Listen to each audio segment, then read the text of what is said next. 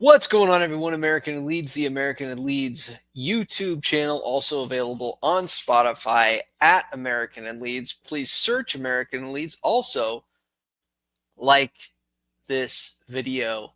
How are we all doing? From Bangkok to Beeston, we are Leeds United. We are the Mighty Whites. Appreciate the new background. I'm I'm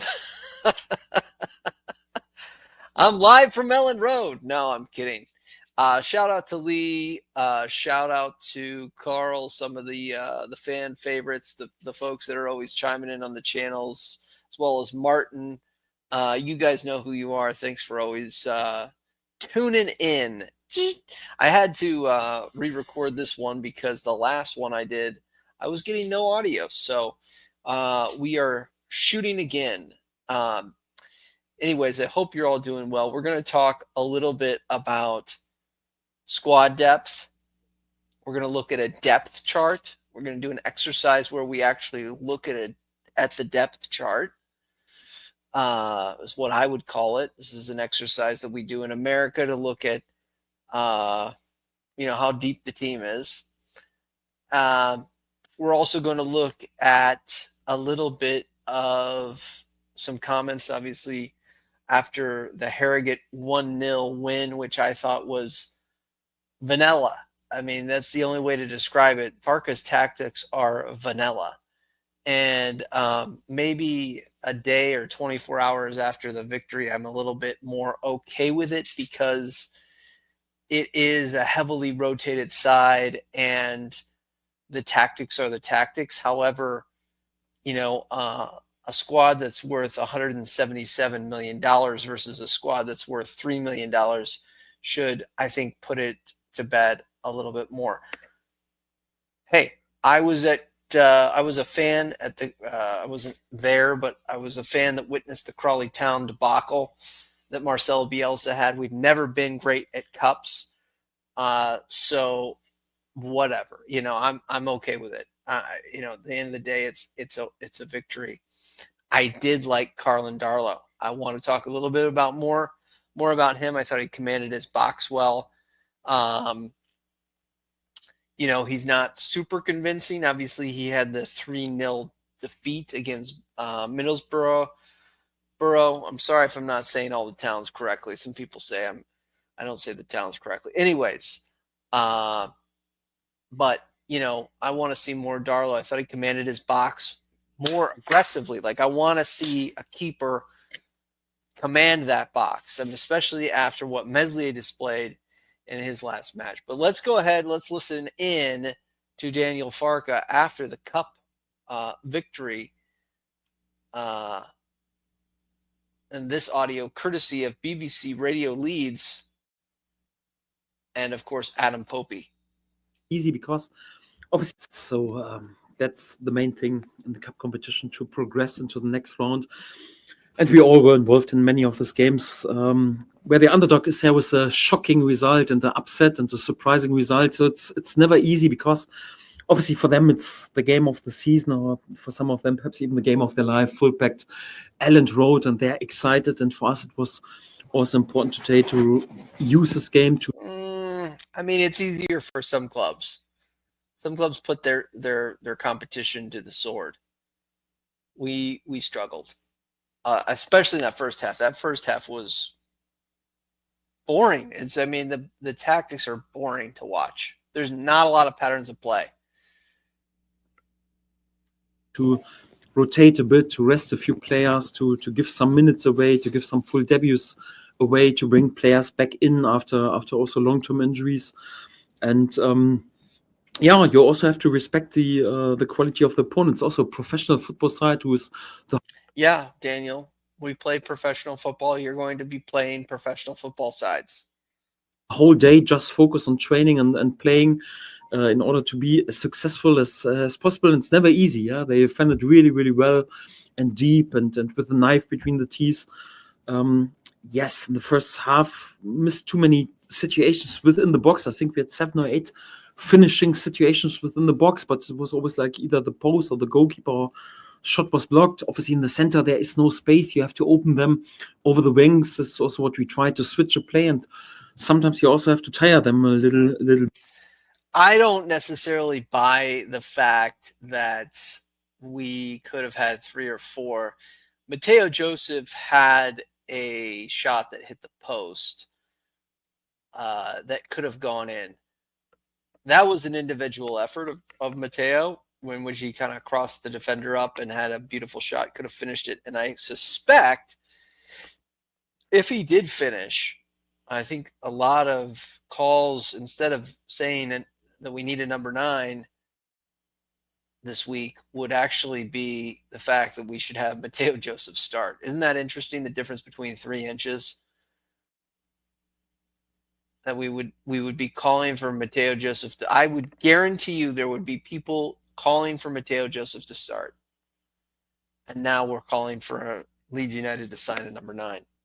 Bit, and out of such a situation we then found the opener with an excellent assist of Mano Solomon, and then the header of Laji Ramazani. Yes, we had then perhaps 10-15 minutes when there were also a few long throw-ins and corner kicks, and they tried to come back into the game. Yes, and then got control back and saw the game out, apart from the last 20 seconds where we played a crazy back pass, and there was still one wide area free kick to defend. So well done. I mean, Harrogate wasn't without chances to equalize. They had, they just couldn't finish. And they were very meek, I guess, going forward when they did win the ball off of us. So obviously, Gillivalgi at center back was a little bit of a worry, but he's old. That's why we got him in on a free. He's not going to be perfect there. But he's good on the ball, and he's slow. He's probably better with his feet than Liam Cooper was, but he's probably slower than Liam at this point of his career. To Harrogate, I think they played an excellent game today in terms of defending, but I'm also pleased that we progressed through into the next round, that we won the game, back to winning ways, back to clean sheet, and overall also good in the way that we brought some minutes into some players. Also pretty good night for us, and for that we're all happy. Well, I'll never downplay a clean sheet. I think it's vitally important that that continues. Over to Ethan Ampadu. Ethan Ampadu, captain of the club now that we all love. Ethan, what say you? This audio courtesy of BBC Sport West Yorkshire and Adam Pope. Fighting fit, aren't they? It's a great play. Amazing. It's very good to see him come back on the pitch as well.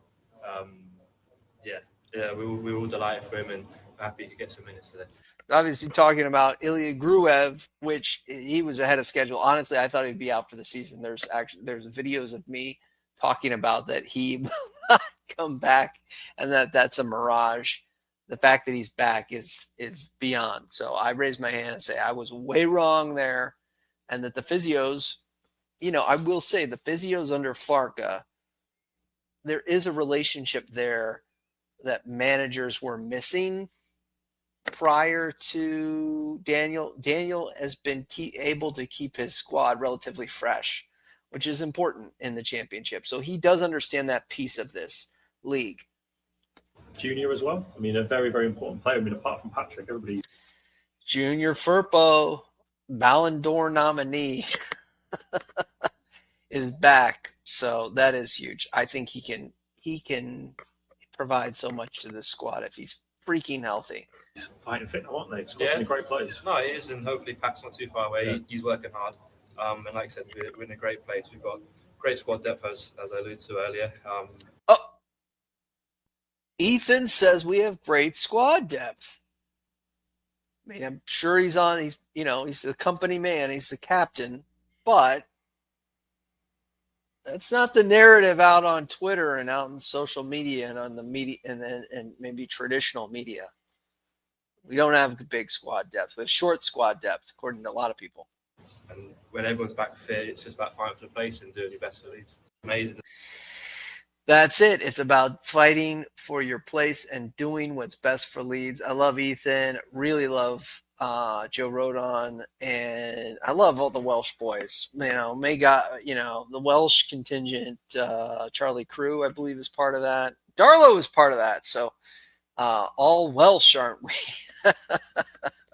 I'm sure some of you might not be saying that, but obviously Leeds has a long history of exceptional Welsh talent leading the club. So yeah. I'm a fan. I'm a fan of all of our Welsh players. So cheers. Smash the like if you love the Welsh. And if you don't, leave a comment. Let me know why. Or I don't know. Look, I mean, to put a bow on this game, I just thought it was okay. I give it an okay. I mean, I struggle, and shout out to Lee in the last video. He said FA Cup's one of the most beautiful, competitions in all of world football. The minnow can beat the giant, and I agree with all that. And that's great. I mean, it's fantastic. But I do always want. It's not just Harrogate. It's every match. I really want more out of Farke and this side to break teams down. I mean, I'm struggling to see that. And if you know Michael Maynard in my previous channel, shout out to Michael and my previous episodes. But he had an excellent comment in our chat, and I said, I don't rate this performance. Today was a win. I guess that's great. And at the end of the day, it was a win. And he responds back, it was poor. Farke barely got us breaking down a League Two defense. I mean, they're not even just in League Two. They're in the bottom 4 of League Two. So, look, their fans will be clapped. They were in the match the entire game. So,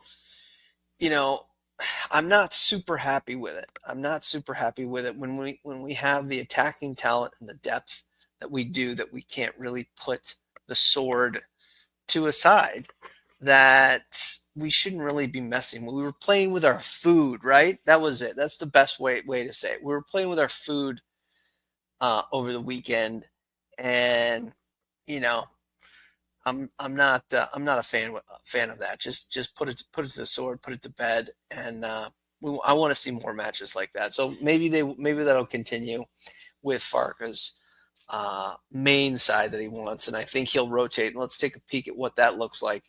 So I did what's called a depth chart. I did this last 2 years ago with Cheer and Michael, and we looked at just the depth chart. Okay.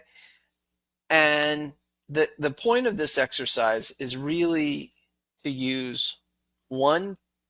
You can only use a player once. And this is the traditional 4-2-3-1, right? So I have at left back, Junior Firpo, Sam Byram, Isaac Schmidt. And the whole point of this, too, is if you're recruiting for transfers, you can't really guarantee playing time anywhere. Where would you say, yeah, you're going to step in and be our number whatever? You're going to play this position. You can't really do that. So, anyways, Firpo, Byram, Schmidt, center back. Left-sided center back. And again, if these positions aren't perfectly correct, let me know. I'm sure you guys would know more than I do. Pascal Stroke, Max Wober. Again, in this exercise, you can only use a player once, because the last thing you want to do is square pegs, round holes FC. Okay? I understand Byram can play right-sided center, right back. I get that Ethan Ampadu can play center back, but that's not the point. The point is you can only use a player once. So anyways, right-sided center back, Joe Rodon, James DeBio, who's 19. So if you're a teenager, I put in parentheses 19. And then right back, Jaden Bogle. So right in the back line, I'm looking at Joe Rodon and Bogle as a worry. That's where I would want to shore up defensively. Now, I know that we had Ethan Ampadu, which seemed like not most, but at least half of last season playing at center back, and it was fine. We were able to get victories, but you do lose something when Ethan Ampadu is not in the middle of the park. I definitely think you lose something there. Or when Ethan Ampadu fell down for Pascal Struijk. I'm sorry, that's what happened last season. But again, I think you lose something there. Same with Jaden Bogle. Jaden Bogle has really been out once that I really can remember. It was a couple games ago. We didn't win the match. And it didn't click. Again, you could put Byram over there, who is getting up there in age. And I don't know if it works. Firpo's fragile. He's made of glass. Byram is shockingly better than him. And Schmidt just got some game time. So we know Firpo's probably not going to play over there. Byram can do a shift over there. Vober's versatile. But again, you're playing square peg, round hole FC doing this exercise. I've been doing that exercise with Leeds United. Seems like my entire fandom, which has been 8 years. So I don't want to be doing that anymore. To me, and we'll talk more about some of the players that I think we need to sign, but I do think we need another fullback for Bogle cover. And I'm okay with Ampadu coming into the back line. I mean, it's not great, but, we can't sign 5 players this window, unfortunately. And it's, January 13th? So if we had to do 2 pieces of business, what would we do? That's really what I'm thinking about right now. And fullback is 1. Let's continue. All right, so midfield holding 2, right? This is the most comfortable area of the pitch, really, that we feel. Even with the massive amount of injuries that happened, Ethan Ampadu went down, Gruev went down. We had cover with Al Tanaka and Joe Rothwell that were really quite good. So Ethan Ampadu, Al Tanaka, Goulavagi at 1. Oh, again, Goulavagi can play center back. Again, we know this. But ideal position, he's in one of those holding 2 positions. Joe Rothwell, Gruev, and then, right, we're falling off a little bit. I mean, we're not saying these 2 lads can't put in a game, but you're putting teenagers in big spots. Sam Chambers, Charlie Crew there. So those are teenagers. One of them 17, the other one's 18. I'm sorry if I mixed that up. I'm reading 17 for Chambers, 18 for Crew. It doesn't typically happen with Farke. Obviously, he's really only trusted Archie as a teenager that we know of. Okay. Again, the wingers, the flanks, you feel comfortable. Monar, Solomon, Ramazani on the left. We know Ramazani can play the right. Get it, right? We're just, the exercise is to only name him once. Aronson in the 10. Okay, that's the glaring spot and has been since the close of the summer window. And Farke said, I want a 10, and we couldn't do it. And we got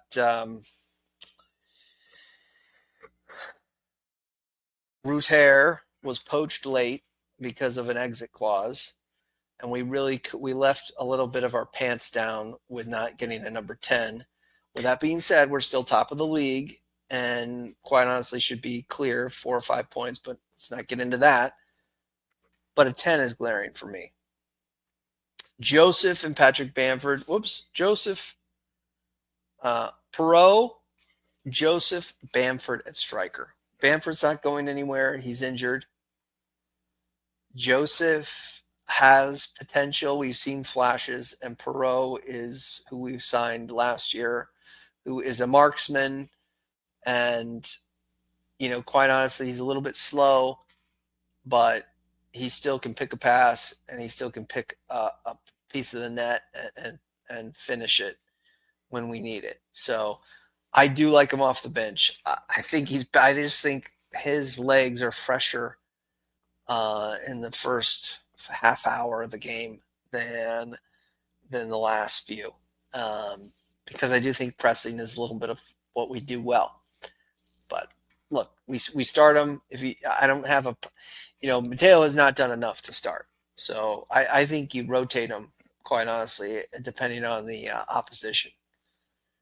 And you know what? I'm going to say this, and I can't believe I'm saying it. A healthy Patrick Bamford. I mean, we went on a huge streak when he was our number 9 last year. So when we look at all this, I'd probably say keeper, right?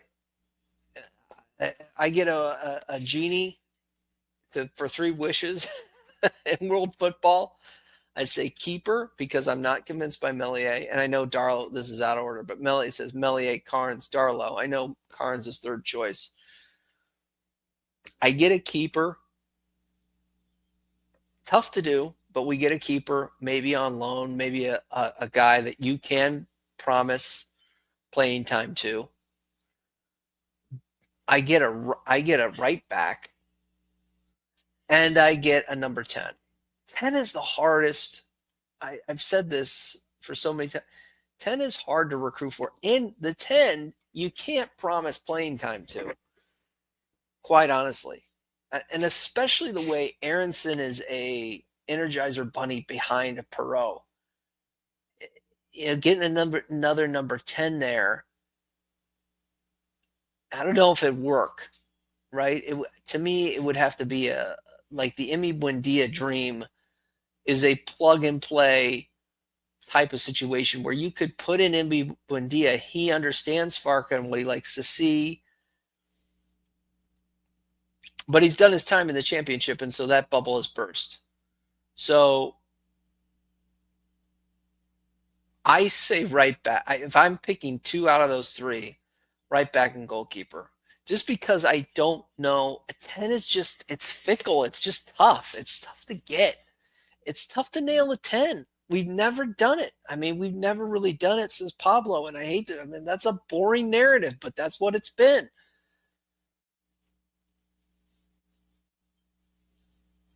That is a position that we will need when we do go up, and let's keep that positive energy going. When we do go up, the 10 is a priority over the summer. 10s are hard to do in the winter. I don't know. Let me know what your thoughts are. But that's the squad as I see it. Now, let's say we do no business. Let's say we do 0.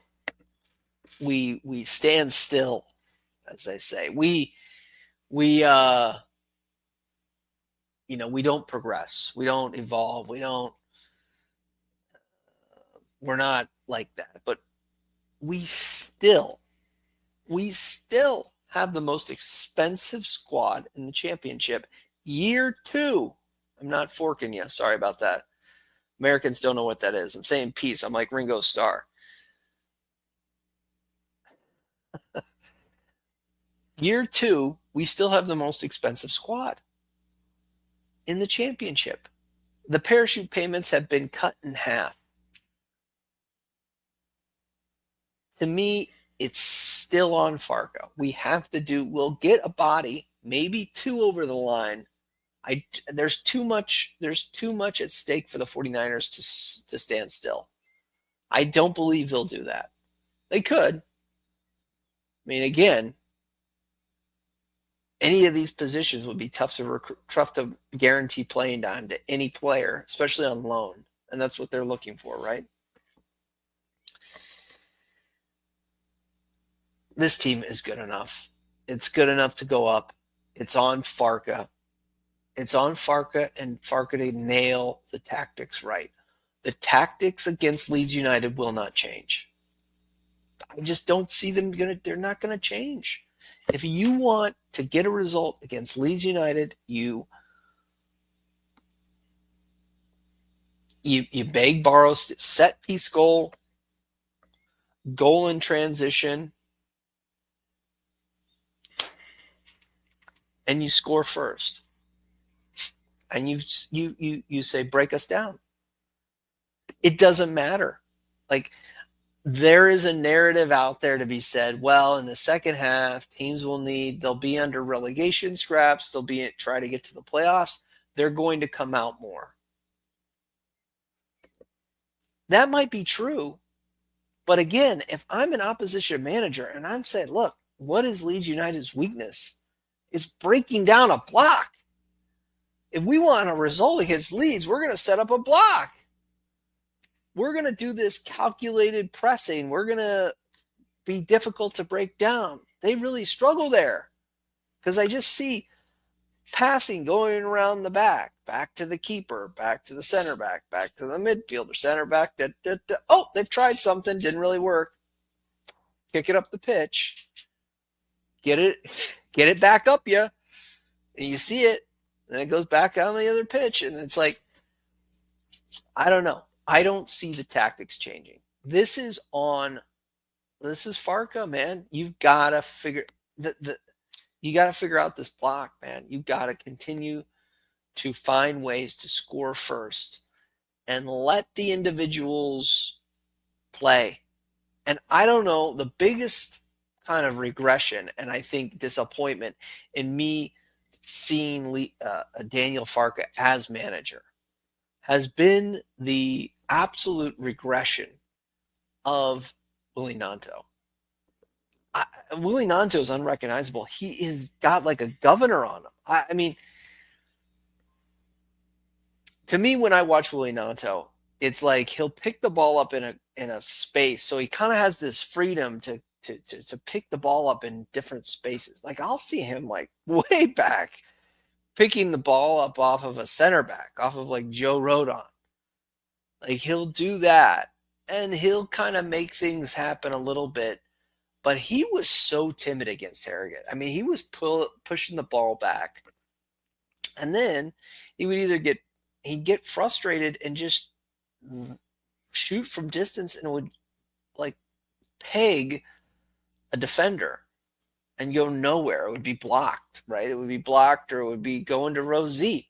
I don't know what's going on with Willie and Willie, God forbid if we do stay down in this league, Willie's going to be back for championship round number 3 because I just don't see where the Premier League I mean, I see it on the ball. He's still tidy with it, but man, I pegged him for 20 goals in the championship. I don't know. I don't know what's going on with Mr. Nanto. He's one of my favorite players. Did I leave him off? Did I leave him off the illustration? Am I crazy? I just want to check something. Thanks so much for tuning in. This was a pre-recorded pod because the last one, yeah, I did. He's backing up Dan James. So let me know what your thoughts are. We've got everything to play for. And I absolutely back us to win it. But I want to go for the win. I want to win the championship. I mean, I'm greedy. I want to win. I don't want to get second place. Second place is great, and we go up, and who cares? And we're up, right? I do want to kind of win this trophy. I want to win it. I want to get that trophy. I don't want to get a playoff trophy. God knows we all have PTSD from the playoffs. I want to win the AFL championship. I want the parade in Leeds. I want I want to see it. I want to see it again with crowds. I want, the buses going through downtown Leeds. I want to see it.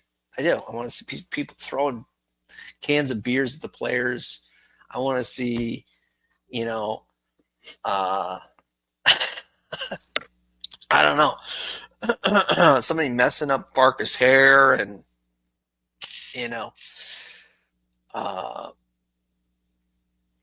somebody kick off summer right, So, anyways, up the Whites, Leeds, marching on together. And I'll catch you guys next time. Peace.